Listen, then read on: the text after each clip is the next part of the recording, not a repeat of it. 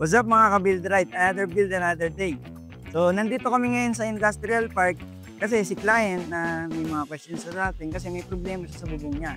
So eto mapapansin natin, puro kalawang yung bubong niya, nagkakaroon siya ng kalawang. So possible, katagalan matanggal na rin to, magkaroon siya ng delamination, magkaroon siya ng corrosion. So paano ang gagawin natin dito sa mga kalawang na to? Una, syempre lalagyan natin ng rust converter. So ano ba si rust converter? Kino-convert niya yung rust para mapigilan na yung pagkalat nun, para hindi na siya maging corrosion pa. At nun, paliran natin ng sealant using rubber stop or pwede ka namang gumamit ng Sapal 2-in-1 para matakpan ang mga pamakuan para maging weather resistant at waterproof ang bubong natin. After nun, lalagyan natin siya ng epoxy primer. So ang purpose ng epoxy primer is para kumapit yung top coat dun sa bubong. So after natin makapag-epoxy primer, maglalagay na tayo ng Loctite RRC. Si RRC naman ay nakakatulong na mabawasan ang temperature ng roof ng up to 5 degrees Celsius.